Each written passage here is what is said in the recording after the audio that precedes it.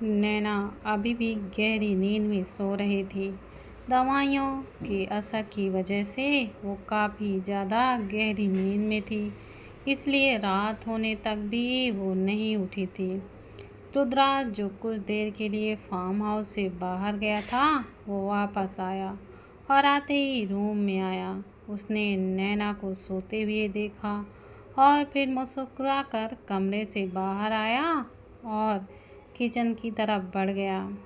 इस farm house पर सिर्फ एक केयरटेकर रहता था, जो रुद्राज के यहाँ पर न होने पर यहीं मौजूद होता था। लेकिन जब रुद्राज आ जाता था तो वो अपने बने सर्वेंट क्वार्टर में चला जाता था, क्योंकि रुद्राज को यहाँ पर अपना टाइम अकेले स्पेंड करना पसंद था।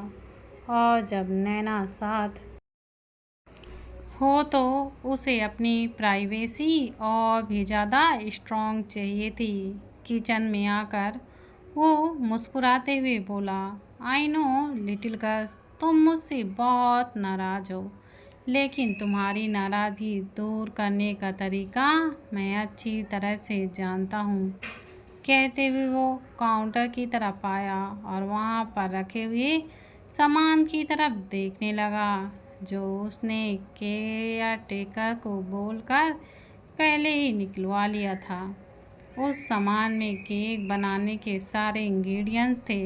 उसने एक मिक्सर बनाया और उसे ओवन में पकाने के लिए रख दिया।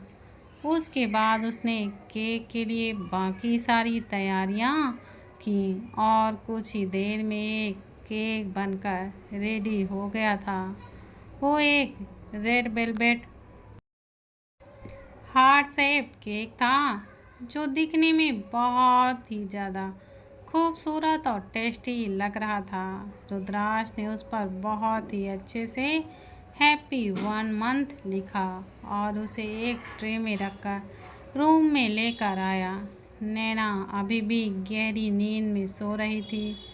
रुद्राज ने वो ट्रे टेबल पर रखी और फिर नैना की तरफ गया।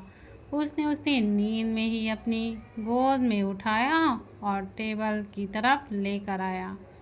नैना गहरी नींद में होने की वजह से कुछ महसूस ही नहीं कर पा रही थी। उसे गोद में लेकर रुद्राज सोफे पर बैठा और उसके गाल पर अपने हाथों को रखते हुए बोला, wake up little girls, it time on celebrate. Naina नींद में ही बोली, मुझे सोने दीजिए मिस्टर रुद्राज, मुझे बहुत ही ज़्यादा नींद आ रही है। रुद्राज उसके चेहरे पर झुका और उसके बालों को सहलाते हुए बोला, सो जाना लिटिल गर्ल्स, लेकिन अभी थोड़ी देर के लिए उठ जाओ प्लीज़। नैना की नींद टूट चुकी थी, बस उसे अपनी आंखें खोलने में और कुछ समझने में वक्त लग रहा था। उसने धीरे धीरे अपनी आंखें खोली और उसकी नज़र सामने टेबल पर गई, जहाँ पर वो केक रखा हुआ था। उस केक को देखते हुए वो मुस्कुराई, लेकिन अगले ही पल उसका चेहरा एकदम एक्सप्रेशनलेस हो गया। उसने अपनी आंखें पूरी तरह से खोल दी थी और रुद्राज की तरफ देखने लगी। रुद्राज ने मुस्कुराकर उसकी तरफ देखा और बोला, आज हम दोनों की शादी को पूरा 1 महीना हो गया है, इसलिए सेलिब्रेट करना तो बनता है ना लिटिल गर्ल्स। कहते उसने उसे अपनी गोद में थोड़ा सा ऊपर उठाया और ट्रे में रखा हुआ चाकू उठाया, लेकिन अगले ही पल नैना ने उसके हाथ को हिला दिया और वो चाकू सीधा केक पर जाकर गिरा। नैना गुस्से से उसे देखते हुए बोली, आप किस शादी की खुशी में सेलिब्रेट करना चाहते हैं? इस शादी ने मुझे सिर्फ और सिर्फ तकलीफ़ दी है, इसलिए मेरी तरफ से सेलिब्रेशन करने का तो कोई चांस ही नहीं है। बोलकर वो उसके गोद से उठने लगी, लेकिन रुद्राज ने उसे कसकर पकड़ा और बोला, तुम अभी भी मुझसे नाराज हो क्या लिटिल गर्ल? नैना ने अपना सर हल्का सा ना में हिलाया और उसे देखकर बिना किसी एक्सप्रेशन के साथ बोली, नाराजगी? नाराजगी क्या होती है मिस्टर रुद्राज, आप जानते भी हैं क्या? क्योंकि मुझे नहीं लगता आप जानते हैं।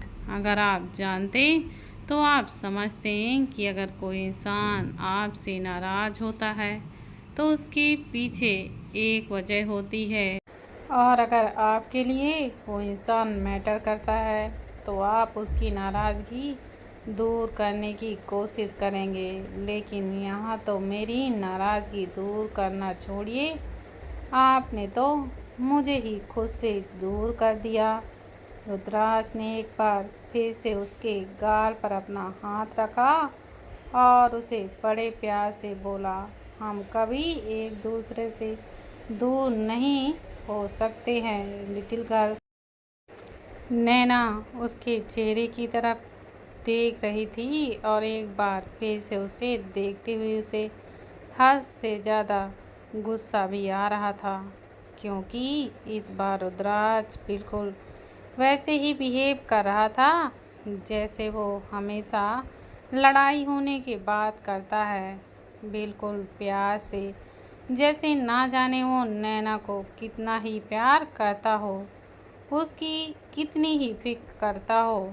लेकिन फिर कुछ पल बाद ही वो एकदम से बदल जाता है।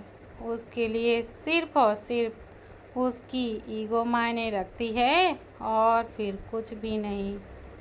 वो बैंक से मुस्कुराकर बोली, आप ना कितने अजीब हैं ना मिस्टर रुद्राज। जब मुझे आपसे प्यार की उम्मीद होती है तब आप मुझे अपना गुस्सा देते हैं, और जब मुझे आप पर गुस्सा आता है तब आप मुझ पर अपना प्यार लुटाने लगते हैं। आखिर चाहते क्या हैं आप? रुद्राज प्यार से ही बोला, मैं तुम्हें चाहता हूँ लिटिल गर्ल्स। उसकी बात सुनकर नैना को हंसी आ गई और वो हंसते हुए बोली, मान गई मैं आपको मिस्टर रुद्राज, आप सच में बहुत हार्ड पर्सनालिटी हैं जिसे समझना मेरे बस की बात नहीं है। इसलिए मैंने हार मान ली है। मैंने बहुत कोशिश की, आपने आपसे दूर जाने की कोशिश की, लेकिन आपने मुझे हमेशा ही अपने करीब रखा, तो मैंने आपके करीब रहने की कोशिश की। लेकिन जब करीब आने की कोशिश की तो आपने मुझे दूर जाने की हर एक वजह दी, जिससे ना सिर्फ आपसे दूर हो जाऊं बल्कि मैं आपसे नफरत करने लगूं, और अब मैं आपके इस जाल में बिल्कुल भी नहीं फंसूंगी। आप एक बार फिर से मुझे मनाएंगे और मुझसे प्यार के साथ बर्ताव करेंगे, लेकिन कुछ ही देर में ये सारा प्यार गायब हो जाएगा और रह जाएगा एक वो इंसान जिसे ना मेरी कदर है और ना ही मुझसे प्यार। उसे चाहिए तो सिर्फ और सिर्फ मेरी बॉडी, क्योंकि बेड में तो आप बहुत ही ज़्यादा अच्छे हैं। कहती हुई नैना के चेहरे पर एक दर्द भरी मुस्कुराहट थी। रुद्राज के चेहरे के भाव हल्के सख्त हो गए। वो नैना की तरफ देखते हुए बोला, मुझे सेलिब्रेट करना है लिटिल गर्ल्स, और मैं नहीं चाहता आज हमारा ये दिन खराब हो। नैना बिल्कुल भी चिढ़ चुकी थी। वो रुद्राज पर गुस्सा कर रही थी, लेकिन रुद्राज उसके गुस्से को भी हल्के में ले रहा था, उससे माफ़ी मांगने की बजाय। हालांकि उस माफ़ी का नैना पर कोई भी असर होने वाला नहीं था, लेकिन पछतावा करने की बजाय रुद्र अपने ही धुन में था, जैसे कुछ हुआ ही ना हो। उसे बहुत ज़्यादा गुस्सा आया और अपने जबड़े कसते हुए उस केक की तरफ देखा और अगले ही पल अपना हाथ मारते हुए उस केक को नीचे गिरा दिया और फिर झट से रुद्राज की गोद से उठ गई। रुद्राज बस उसे देखता रह गया। उसका चेहरा एकदम एक्सप्रेशनलेस था। नैना चीखते हुए बोली, बंद कीजिए अपना ये ढोंग, नहीं देखना मुझे और ये सब। मैं पागल हो चुकी हूँ और अपने पागलपन में मैं कुछ ऐसा कर जाऊँ जो मुझे नहीं करना। मुझे इस तरह से मजबूर मत कीजिए। I just hate you. You don't deserve my love mister Rudras. You don't not deserve my love. बोलते हुए नैना की आंखों में आंसू आ गए थे। रुद्राज अपनी जगह से खड़ा हुआ और कुछ बोलने को हुआ, लेकिन उससे पहले ही नैना ने अपना हाथ दिखाकर उसे रोका और बोली, प्लीज़ मिस्टर रुद्राज, कुछ मत बोलिए, क्योंकि अब मैं कुछ नहीं सुनूंगी। जा रही हूँ मैं आपसे दूर, और हाँ, आइंदा कभी मेरे करीब आने की कोशिश मत कीजिएगा। अगर आपने कोशिश की तो फिर वो होगा जो शायद नहीं होना चाहिए। रुद्राज उसके करीब बढ़ते हुए बोला, अच्छा, ऐसा क्या करोगी तुम? नैना पर वो गुस्सा करना नहीं चाहता था, लेकिन उसकी हालत देखकर उसे अब और कोई ऑप्शन भी नज़र नहीं आ रहा था। उसे अपने करीब आते हुए देख नैना पीछे हटने लगी, लेकिन तभी उसकी नज़र टेबल पर गई और अगले ही पल उसने ट्रे में रखा हुआ चाकू उठाया और उसी अपने कलाई पर रख दिया। रुद्राज की आंखें बड़ी हो गईं।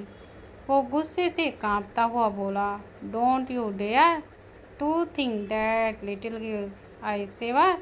आई will kill you by myself. Naina मुस्कुरा कर बोली, अच्छा, फिर तो और भी अच्छा है, लेकिन मैं आपका काम थोड़ा सा आसान ही कर देती हूँ। आपको मुझे कुछ करने की ज़रूरत नहीं है, मैं खुद ही खुद को ख़त्म कर लेती हूँ, क्योंकि अब आपके साथ रहना तो मेरे लिए मुमकिन नहीं है। बोलते हुए नैना ने हल्का सा चाकू अपनी कलाई पर चलाया तो उसकी कलाई से खून निकल गया। रुद्राज की आंखें और भी ज़्यादा बड़ी हो गईं। वो तेज़ी से नैना की तरफ बढ़ने लगा, लेकिन नैना पीछे हटी और रुद्राज से भी ज़्यादा फुर्ती दिखाते हुए उसने वो चाकू को अपनी गर्दन पर रख लिया। वो रुद्राज के कदम रुक गए। उसका गला सूखने लगा और उसे पसीने आने लगे थे। नैना को इस तरह देखना वो कभी सोच भी नहीं सकता था। वो खुद को शांत करते हुए बोला, ठीक है लिटिल गर्ल्स, तुम जैसा चाहती हो वैसा होगा। तुम्हें मेरे करीब नहीं आना तो मत आओ, लेकिन इस चाकू को नीचे रखो।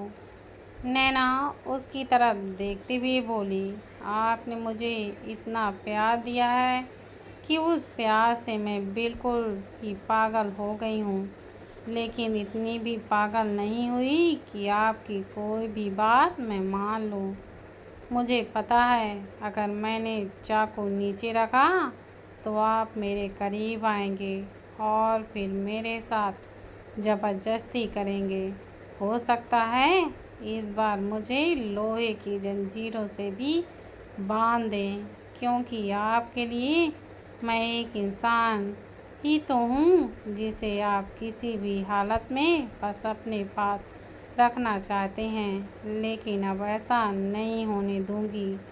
जैसे जैसे वो बोल रही थी वैसे वैसे उस चाकू का दबाव उसकी गर्दन पर बनता जा रहा था। रुद्रास उसे कुछ भी नहीं होने दे सकता था।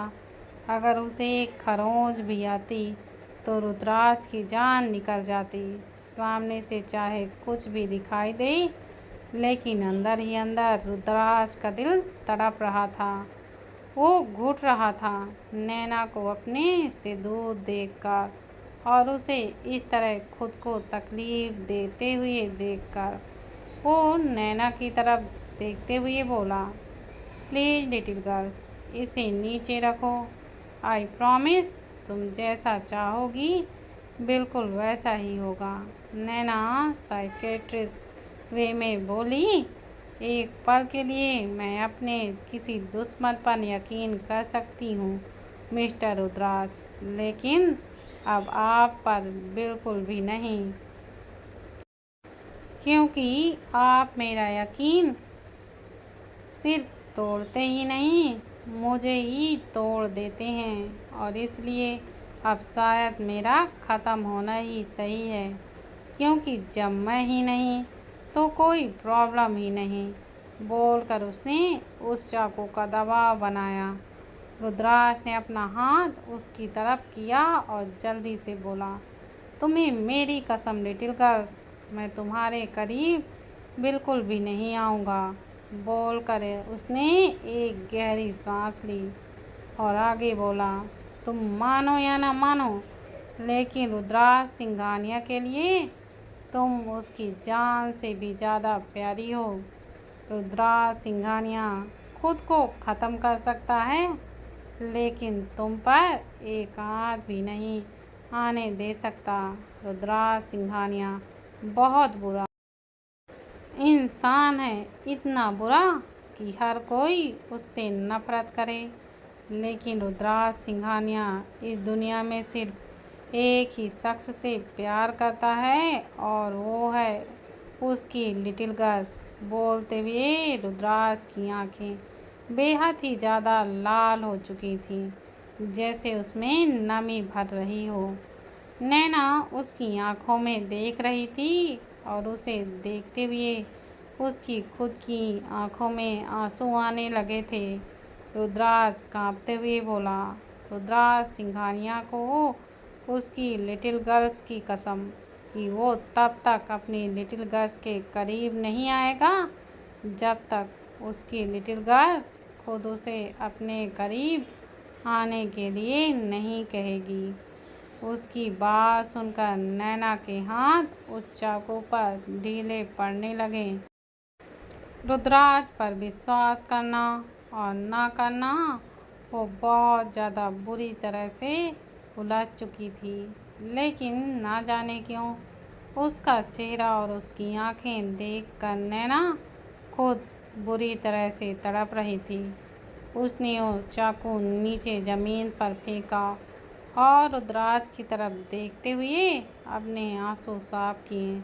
रुद्राज की आंखों में जलन हो रही थी, क्योंकि पहली बार उसकी आंखों में आंसू थे, लेकिन रुद्राज उन आंसुओं को अपनी आंखों में जगह बनने नहीं दे रहा था। नैना कुछ पल उसे यूं ही देखती रही और फिर दरवाजे की तरफ घूमी और वहां से चली गई।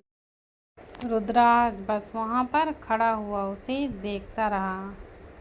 फार्म हाउस को छोड़कर नैना सीधा पीहू के घर आई और उसका उतरा हुआ मुंह देखकर पीहू हैरान हुई। उसने कुछ पूछने की कोशिश की, लेकिन नैना ने गुस्से से उसे देखा तो पीहू भी चुप रह गई।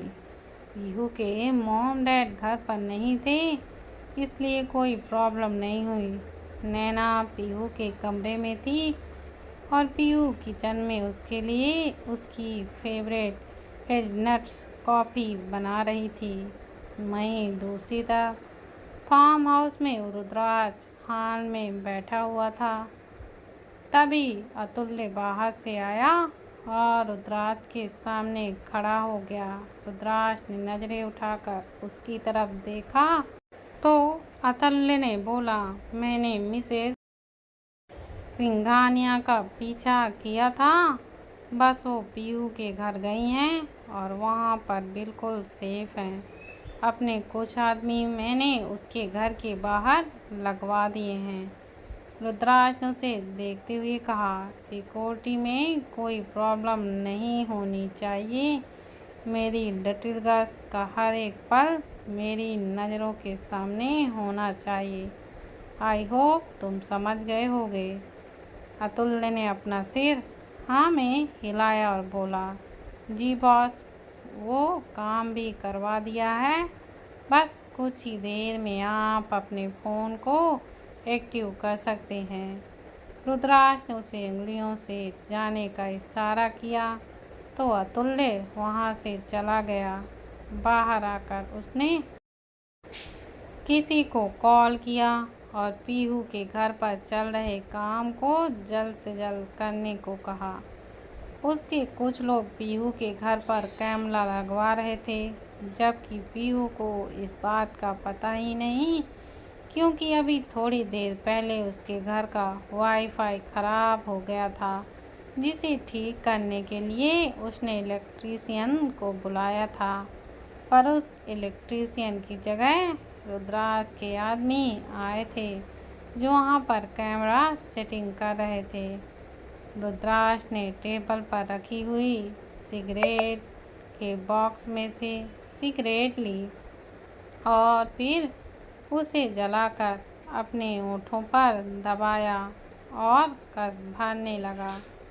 उसका चेहरा इस वक्त एकदम एक्सप्रेशनलेस था। धुआं छोड़ते हुए बोला, सॉरी लिटिल गर्ल, तुमसे वादा किया था मैंने कि तुम्हारे करीब नहीं आऊँगा, लेकिन इसका मतलब ये बिल्कुल नहीं कि तुमसे दूर चला जाऊँगा। तुमसे अलग तो मैं कभी हो ही नहीं सकता, क्योंकि मैं तुम्हारे ही अंदर हूँ, और जब तक तुम्हारे अंदर मैं अपनी आग जला नहीं देता, तब तक तो तुम्हारे आस पास ही रहूँगा। बस तुम्हारे करीब नहीं आऊँगा, लेकिन दूरियां जैसा शब्द हमारे रिश्ते में कभी नहीं। कहते हुए उसके चेहरे पर एक हल्की सी मुस्कुराहट थी। कुछ देर बाद उसने अपना फ़ोन एक्टिव किया और पीहू के बेडरूम की लाइव फुटेज चलाई, जहाँ पर नैना बेड पर बैठी हुई थी, और उसी वक्त पीहू हाथों में एक ट्रे लिए कमरे पर आई। पीहू के हाथों में जो ट्रे थी, उस पर हेजनट कॉफ़ी कोड के 2 गिलास थे। नैना का मुंह बना हुआ था, जैसे अंदर ही अंदर ना जाने वो किसी को कितना कोस रही हो। उसके मुंह से देखकर ही पता चल रहा था कि इस वक्त उसके अंदर गुस्से के अंगारे जल रहे हैं, और जिस पर ये गुस्सा था, वो शख्स उसके गुस्से को देखकर मुस्कुरा रहा था। मुस्कुराते हुए रुद्राक्ष बोला, आज भी तुम्हारी कॉफ़ी हेज़लनट लिटिल गर्ल्स, और उस दिन भी हेज़लनट कॉफ़ी ही पी रही थी। सोचते हुए रुद्राक्ष ने अपना सर सोफे पर टिकाया और अपनी आँखों को बंद कर लिया। आज से करीब 3 साल पहले, जब नैना 18 साल की भी नहीं हुई थी, तब वो पीहू और अंशु के साथ एक कैफ़े में बैठी हेज़लनट कोल्ड कॉफ़ी ही पी रही थी। कोल्ड कॉफ़ी पीने की वजह से उसके होठों के आसपास कोल्ड कॉफ़ी की झाग लगी हुई थी, जिससे वे और भी ज़्यादा क्यूट लग रही थी। ना जाने वो पीहू और अंशु से क्या ही बात कर रही थी, लेकिन बात करते वक्त उसका चेहरा पूरा खिला हुआ था। उसकी बड़ी बड़ी आंखें चमक रही थीं और पलकें बार बार खुल और बंद हो रही थीं। उसके वो गुलाबी होंठ बिना किसी लिपस्टिक के भी इतने ज़्यादा अट्रैक्टिव लग रहे थे कि सामने अपनी गाड़ी में बैठा रुद्राक्ष, जो कांच की दीवार से नैना को देख रहा था, वो उस पर से अपनी नज़रें ही हटा नहीं पाया। आज पहली बार उसने नैना को देखा था। उसकी गाड़ी अचानक ही खराब हो गई थी, जिसकी वजह से वो बीच रास्ते पर रुका हुआ था। लेकिन तभी उसकी गाड़ी ठीक हुई और ड्राइवर ने गाड़ी स्टार्ट की, पर रुद्राक्ष ने अपनी गहरी नज़रों से उसे देखा तो ड्राइवर डर गया। रुद्राक्ष अपनी सख्त आवाज़ में उससे बोला, आउट। उसके बोलते ही ड्राइवर गाड़ी से बाहर निकल गया और अगले ही पल रुद्राक्ष गाड़ी में बाहर निकला और ड्राइविंग सीट पर आकर बैठ गया, जहां से उसे नैना और भी ज़्यादा अच्छे से दिखाई दे रही थी। रुद्राक्ष के चेहरे पर एक मिस्टीरियस स्माइल थी। कुछ ही देर में नैना कॉफ़ी से बाहर आई। इस वक्त उसने एक रेड कलर का टॉप और वाइट कलर के शर्ट्स पहने हुए थे। खुले कर्ली बाल काफ़ी कंधों से आगे आ रहे थे तो कभी कंधों से पीछे जा रहे थे। खूबसूरत सा चेहरा मासूमियत से ढका हुआ था और आंखें शरारत से भरी हुई थीं। रुद्राक्ष अभी भी उसे पर से नजरें हटा नहीं पा रहा था। नैना अपनी स्कूटी पर पीहू और अंशु के साथ वहां पर आई थी। बाहर आके उसने अपनी स्कूटी स्टार्ट की और पीहू उसके साथ स्कूटी में बैठी और अंशु वहां से कैब लेकर अपने घर चली गई। नैना भी वहां से चली गई, लेकिन रुद्राक्ष अभी भी वहीं पर था। उसने गाड़ी पर रखा अपना फ़ोन उठाया और अतुल्य को फ़ोन किया। अतुल्य ने जैसे कॉल रिसीव किया, रुद्राक्ष बड़ी ही इंटेंस नज़रों में बोला, 533 मेन डोर कॉफ़ी एंड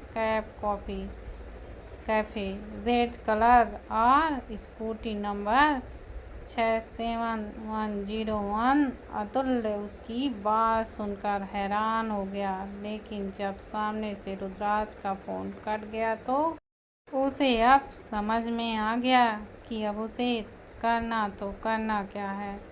करीबन आधे घंटे बाद ही रुद्राक्ष अपने ऑफिस में था और अतुल्य उसके सामने एक फाइल लेकर खड़ा था, जिसमें नैना और उसके डैड अभिमान शर्मा की हर एक डिटेल थी।